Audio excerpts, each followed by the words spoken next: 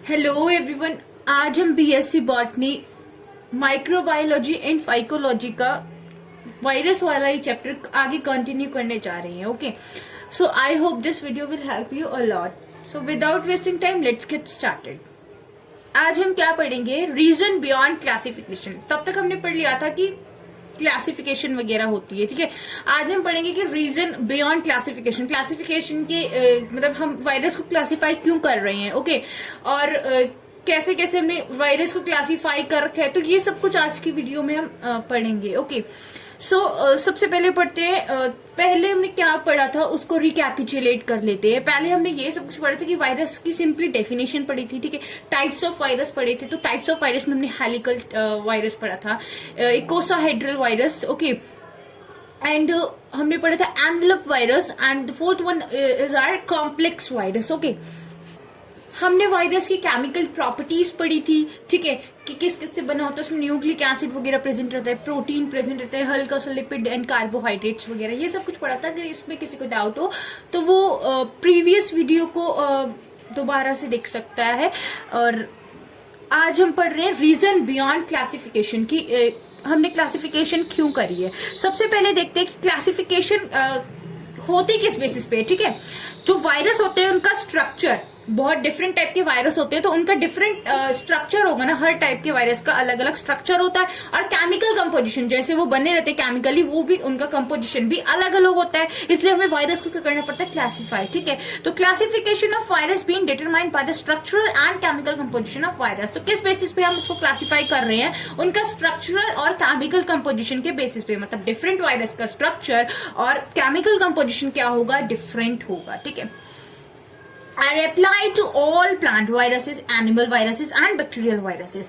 ये जो क्लासिफिकेशन हम कर रहे हैं ये सब पे अप्लाई होगा, whether it is a plant virus or an animal virus, ठीक है। चाहे वो प्लांट वायरस हो चाहे वो एनिमल वायरस हो, वो सब पे एप्लीकेबल होगा जो हमने क्लासिफिकेशन का सिस्टम इसमें अपनाया है। Okay, virus is a cellular, ठीक है, cell cannot be categorise using taxonomic classification. देखो, टैक्सोनॉमिक क्लासिफिकेशन हमने 11th क्लास में पढ़ा था। द लिविंग के अंदर हमने ये सब कुछ पढ़ा था कि टेक्सोनॉमिकल क्लासिफिकेशन कैसे होती है, पर हम वायरस में वो चीज एप्लीकेबल नहीं है वायरस में, because virus is A cellular, virus एक कोई सेल नहीं है, ठीक है, क्योंकि outside the body of host वो नॉन लिविंग है और बॉडी के अंदर आते ही वो लिविंग हो जाता है, तो वो एज अ सेल नहीं है ना, तो उसको हम टेक्सोनॉमिकली क्लासिफाई नहीं कर सकते। जैसे आपने 11th क्लास में पढ़ा था कि टेक्सोनॉमिकल क्लासिफिकेशन जो होती है वो इसके लिए एप्लीकेबल नहीं है, वायरस के लिए एप्लीकेबल नहीं है।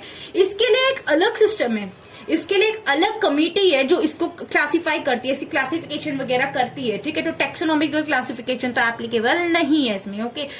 तो कौन सी कमिटी का नाम क्या है? It used international committee on taxonomy of virus, जो इनको क्लासिफाई करता है। आईसीटीवी, एक्सपेंड करोगे आईसीटीवी को तो international committee on taxonomy of virus, तो इसकी जो क्लासिफिकेशन वगैरह करी गई है, नेमिंग वगैरह जो देते हैं वो कौन देता है? International committee on taxonomy of virus, ठीक है, to classify the viruses. Okay, I hope यहां तक सबको क्लियर होगा। In case of any doubt you can write it in the comment section. Okay, now before discovery, जब discovery वगैरह नहीं हुई थी वायरस मीन्स ये इस कमिटी की डिस्कवरी नहीं हुई थी, तब वायरस को कैसे वायरस को कैसे क्लासिफाई करते थे ना? कैसे करते थे? डर्मोट्रॉपिक, डर्मो मीन्स क्या होता है? Skin, okay, dermo means skin. तो डर्मोट्रॉपिक जो इन्फेक्टेड स्किन सेल, जो स्किन सेल को वायरस इन्फेक्ट कर रहा है, that is known as डर्मोट्रॉपिक।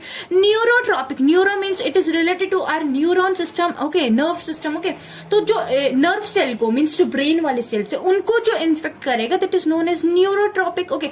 विसरोट्रॉपिक, viscero क्या मीन्स होता है? विसरो means internal organ, viscero means internal organ. तो viscerotropic infected organ of digestive tract, digestive tract भी जो हमारा वो है इंटरनल ऑर्गन है, okay, clear. Pneumotropic, pneumotropic is for infected respiratory system. तो जो हमारी स्किन को इन्फेक्ट कर रहा है वो डर्मोट्रॉपिक, जो नर्व सेल को कर रहा है वो न्यूरोट्रॉपिक, जो वायरस आपके डाइजेस्टिव ट्रैक्ट को करेगा दैट इज विसरोट्रॉपिक, और जो रेस्पिरेटरी सिस्टम को कर रहा है दैट इज न्यूमोट्रॉपिक। आई होप यहां तक क्लियर होगा। तो ये तो क्लासिफिकेशन थी जब आईसीटीवी की डिस्कवरी नहीं हुई थी, ठीक है, कोई इसके लिए एक कमिटी नहीं बनी थी, तब हम वायरसेस को ऐसे क्लासिफाई करते थे। बट आफ्टर डिस्कवरी, अब आफ्टर डिस्कवरी किस टाइप से कर रहे हैं हम वायरस को क्लासिफाई? ओके, आफ्टर डिस्कवरी हम इनको इस तरीके से कर रहे हैं जैसे types and structure of their nucleic acids. देखो आपने वायरसेस के बारे में पढ़ा होगा, कुछ सिंगल स्ट्रैंडेड आरएनए होते हैं, किन के न्यूक्लिक एसिड में सिंगल स्ट्रैंडेड आरएनए होता है, किसी का डबल स्ट्रैंडेड आरएनए होता है, किसी का डबल स्ट्रैंडेड डीएनए होता है, ठीक है। तो अलग अलग टाइप के न्यूक्लिक एसिड प्रेजेंट होते हैं अलग अलग टाइप के वायरसेस में, ठीक है। तो टाइप्स हमने पढ़े थे, जैसे अभी मैंने बताया भी था थोड़ी देर पहले, मीन्स कॉम्प्लेक्स वायरस हो गया, एनवेलप वायरस हो गया, इकोसाहेड्रल वायरस, हेलिकल वायरस, तो टाइप्स पढ़े थे हमने, ठीक है। तो ये सब कुछ बातें हम अपने माइंड में लेके रख रहे हैं आफ्टर डिस्कवरी। जब आप इसकी डिस्कवरी हुई तो उसने क्या क्या अपने माइंड में रखा और क्लासिफाई कैसे करा, ठीक है। तो types and structure of their nucleic acid की किस टाइप का आपका वायरस है और किस टाइप का उसमें न्यूक्लिक एसिड प्रेजेंट है।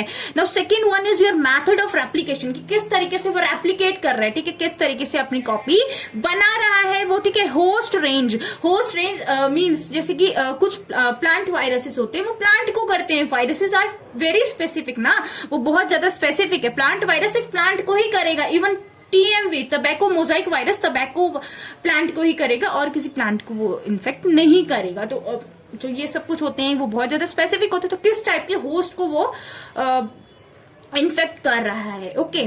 तो इसके बेसिस पे भी हमने क्लासिफिकेशन करी है। केमिकल एंड फिजिकल कैरेक्टरिस्टिक्स, उस केमिकल और फिजिकल क्या क्या उसकी कैरेक्टरिस्टिक्स हैं, okay. Now following criteria are used to classify viruses. अब कौन कौन सा क्राइटेरिया हम यूज करते हैं क्लासिफिकेशन करने की, क्लासिफाई करने को वायरस को, ठीक है। वायरस को क्लासिफाई जब हम करते हैं तो कौन कौन सा क्राइटेरिया यूज करते हैं। Now first one is your morphology. Morphology क्या होता है, एक्सटर्नल स्ट्रक्चर ना, एक्सटर्नल स्ट्रक्चर जो बाहर का स्ट्रक्चर है। तो स्ट्रक्चर ऑफ कैप्सिड, कैप्सिड आपको बाहर से दिख रही है, दैट इज मॉर्फोलॉजी में आ जाएगा ना वो। तो structure of capsid, external structure is known as morphology, okay. तो मॉर्फोलॉजी के बेसिस पे कैसे आप क्लासिफाई करोगे उसका स्ट्रक्चर ऑफ कैप्सिड, कैप्सिड किस टाइप की है, ठीक है। जैसे अलग अलग टाइप की कैप्सिड होती है, ठीक है। किसी की कैप्सिड का शेप अलग होता है, किसी का कंपोजिशन अलग होता है। Although they will made up of protein only, but उनका जो वो होगा शेप वगैरह और टाइप ऑफ प्रोटीन वो अलग हो सकते हैं ना। प्रेजेंस और absence of envelope, okay. Presence और एब्सेंस ऑफ एनवेलप, या तो एनवेलप उसमें प्रेजेंट हो सकती है, नहीं हो सकती। एनवेलप वायरस इस नाम से ही पता है, उसमें एक एनवेलप होती है, किसकी होती है, लिपिड लेयर की, ठीक है। That's why it is known as envelope virus, okay. तो एनवेलप प्रेजेंट हो सकती है, नहीं हो सकती। टाइप ऑफ आपका कैप्सिड किस टाइप का प्रेजेंट है, किस टाइप के उसमें प्रोटीन प्रेजेंट है, ठीक है। साइज ऑफ वायरियन, ठीक है। तो वायरियन का साइज में वेरी कर सकता है ना वो, तो क्लासिफिकेशन हो जाएगी उसके बेसिस पे।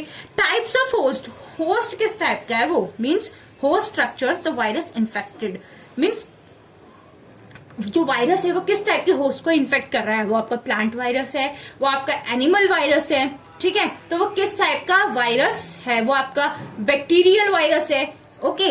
Bacteria for example bacteriophage, bacteriophage सिर्फ और सिर्फ आपके बैक्टीरिया को इन्फेक्ट करेगा, वो आपकी बॉडी में जाएगा तो आपको हार्म नहीं कर सकता, बिकॉज वो स्पेसिफाई है, वो सिर्फ और सिर्फ बैक्टीरिया को ही हार्म करने के लिए पैदा हो रखा है, ठीक है। उसका काम वही है।